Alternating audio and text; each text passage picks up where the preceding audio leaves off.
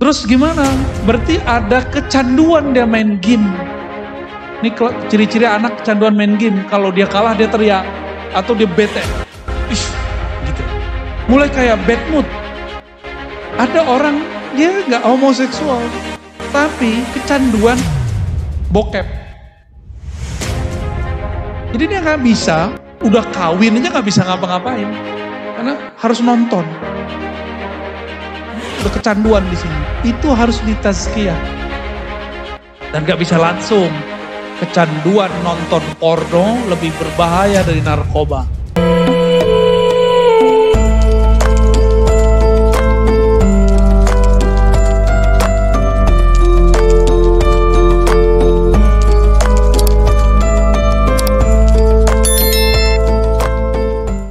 Kembali kepada Ar-Rahman. Jadi kalau mau masuk ke dalam kolbu, dari 99 nama itu, bacalah satu Hayati. Maka saya sarankan di semua kota-kota Ahlus Sunnah yang berthariqah, hidupkan majelis kajian Al-Asma'ul Husna yang bersanad. Kalau tidak ya sudah, yang tahu aja. Kitabnya sudah banyak. Ada Al-Maqsad Al-Asna, banyak sekali karya Imam Ghazali, Zarruq dan lain-lain.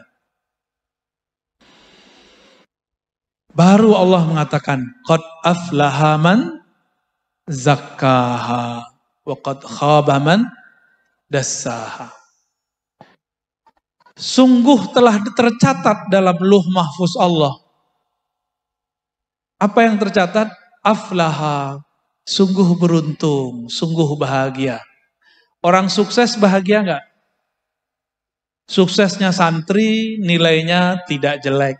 Enggak mesti juara. Ya. Suksesnya guru, muridnya bersuluk, berakhlak. Jadi bukan hanya nilai yang bagus. Maka saya menyarankan kalau benar ini ma'had, ini lembaga bergerak dengan hati, jangan cuma nge-push santri untuk dapat nilai bagus. Ya. Karena beda orang, beda kemampuan. Maka di pesantren kami di Darussunnah, mohon maaf bukan membandingkan. Tidak ada lagi namanya juara 1, juara 2, juara 3. Semuanya juara. Ada yang juara hafalan, ada yang juara bahsul masail, ada yang di usul fikih, ada yang ini, dan semuanya dikaji. Nanti ada nilainya. Dan ini lebih baik untuk psikologi santri. Ini kalau boleh saran, ini bangunan sudah sangat modern. Maka pemikirannya harus lebih maju dari bangunannya. Semoga nanti tambah maju lagi ya. Fa'alhamaha, dapat ilham nanti insyaallah. Sekolah itu untuk apa? Sekolah itu qad aflaha man zakkaha. Sekolah itu adalah cara zakkaha. Zakkaha bahasa Arab zakka yuzakki tazkiyah. Apa artinya? Pertama, tathir, mensucikan. Itu baru satu arti. Dibersihkan dulu kejahilannya, malasnya. Ibu-ibu kuat nggak didik anak di rumah? Satu aja, melarang mereka megang smartphone main game, bisa nggak? Bisa? Yakin? Nggak yakin saya. Melarang anak nonton, bisa nggak? Nggak bisa. Jangankan Bapak Ibu, saya punya anak, saya nggak sanggup melarang dia terus-terusan main game, nonton. Nggak sanggup. Terus gimana? Berarti ada kecanduan dia main game. Ini ciri-ciri anak kecanduan main game. Kalau dia kalah dia teriak. Atau dia bete. Ih, gitu. Mulai kayak bad mood. Gak seneng bawaannya, teriak-teriak. Atau kesel. Tiba-tiba dia marah sama saudaranya. Kesel sama bapak ibunya. Berarti udah kecanduan. Itu harus diobati. Harus ditazkiyah. Cara membersihkannya di sini, di ma'had. Tinggal di sini asramanya apik ya Pak ya. Biasanya kan pesantren numpuk-numpuk. numpuk 7 orang. Satu lapis 10, 70, satu kamar. Ya nggak mungkin. Maka bahaya. Pesantren-pesantren yang numpuk satu jenis bahaya. Rentan homoseksual. Rentan homoseksual. Maka kamar mandi jangan gede-gede Pak Kiai. Kamar mandi kecil apa gede? Dikecilin. Bahaya nanti pada masuk berdua. Tapi saya lihat tadi ada siswa, gurunya perempuan. Nah itu lumayan. Itu lumayan mengobati. Wow, apa perempuan wedok. Wedok cantik begini ya. Minimal dia ada interaksi. Ada orang dia nggak homoseksual, tapi kecanduan bokep. Jadi dia nggak bisa, udah kawin aja nggak bisa ngapa-ngapain, karena harus nonton.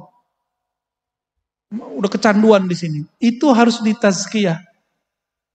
Dan nggak bisa langsung. Kecanduan nonton porno lebih berbahaya dari narkoba. Orang kalau narkoba maka dikurangi, dicari kecanduan lain. Dosisnya dikurang-kurangi. Kalau ada orang kecanduan porno, oh ini gawat. Itu harus diterapi. Harus ada film lain yang tidak porno, tapi tetap nonton. Maka anak-anak ini mohon maaf, harus juga ada waktu nontonnya. Kalau nggak diam-diam nanti dia curi-curi nonton yang bening-bening kan gawat. Ya. Ini harus ditazkiyah, harus dibersihkan. Jadi kita nggak boleh benci, jangan dikeluarin. Ada ketahuan nih santri nonton porno, jangan dikeluarin, harus dididik. Karena bisa jadi gurunya juga kecanduan. Ya. Setelah dibersihkan, tazkiyah itu makna keduanya adalah tanmiyah. Jadi tadi tathir, yang kedua maknanya an-nama. Jadi az-zaka artinya an-nama, maka tanmiyah. Apa arti tanmiyah? Ditumbuhkan. Oleh karena itu setelah santri itu dibersihkan habitnya, dibangunkan jam 3, disuruh mandi jam sekian, mandi nggak boleh, kalau perlu dibuat peraturan mandi di kamar mandi cukup sekian menit, gitu, biar ada kedisiplinan. Setelah itu ditumbuhkan. Nah, cara menumbuhkan yang paling benar bukan latihan fisik. Kita nggak mau buat anak kita jadi robot. Caranya dengan kesadaran ruhani. Maka di akhir zaman, ini kan udah akhir zaman Bapak Ibu. Dulu kiai-kiai kita kalau mau ngaji kitab Ujurumiyah pindah tempat. Mau ngaji ilmu alat ke pesantren A. Ntar mau ngaji fikih ke pesantren B. Seperti dulu Imam Syafi'i. Imam Syafi'i sudah belajar di Mekah, pindah ke Madinah, pindah ke Baghdad, pindah ke Yaman. Sekarang guru-gurunya sudah ada di satu pesantren. Sudah mudah. Orang-orang di luar pesantren hari ini mengatakan, nggak perlu nyantri, saya bisa download. Sekarang di luar sudah begitu, kok masih ada guru kolot? Ya, gimana guru kolot? Mendahulukan latihan fisik daripada latihan ruhani. Ruhani dulu yang dilatih. Ruhani itu latihannya ilmu. Jadi dibikin sadar ini murid. Bukan dihukum, itu thorikoh lama. Di sini nggak ada yang dipukul ya. Nggak ada. Kalau kita kan dulu biasa dipukul. Ya, gampar sama guru itu biasa. Sekarang orang tua kalau ada anaknya disakiti lapor ke polisi. Benar Ibu? Itu orang tua ambil aja anaknya bawa pulang. Ya. Ngapain gurunya kok dilaporin? Itu nggak benar. Di Bogor, di Jakarta ada guru masuk penjara. Cuma karena gurunya melihat muridnya ini nggak benar, dia sedang tazkiyah, tathir, membersihkan ini anak. Dipukul. Tapi yang kemudian disalahpahami. Masuk penjara. Kasihan. Mohon maaf nih Bapak Ibu orang tua santri. Kadang orang tua santri ini kayak lebih ngerti daripada guru. Ngatur-ngatur guru, ngatur-ngatur sekolah. Mohon maaf ya. Saya juga guru, jadi saya ngerti. Untung saya nggak kepala sekolah, nggak kepala madrasah. Saya ngomong ke teman saya kepala madrasah, kepala ma'had. Yai, kalau aku di posisi kamu, aku pulangkan anaknya itu. Jadi ada orang tua cerewet aja. Nah, saya berharap yang hadir ini bukan yang cerewet. Seharusnya sekolah tuh begini, seharusnya sekolah tuh begini. Buat sekolah sendiri aja Pak. Ya. Buat sekolah sendiri bawa anaknya pulang. Tapi itu kan bukan bir Rahman dan Rahim. Itu bil apa tuh? Bil Qahar, bil Jabbar, bil Muntaqim. Syukurnya Allah tidak memulai ayat-ayat di Quran dengan nama-nama Qahar, Jabbar, Muntaqim.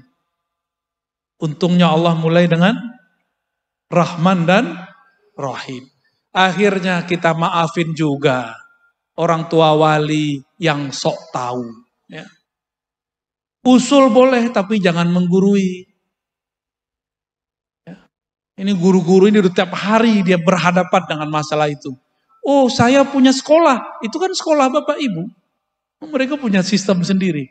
Ya. Kalau saya biasanya membiasakan diri untuk menahan. Ya.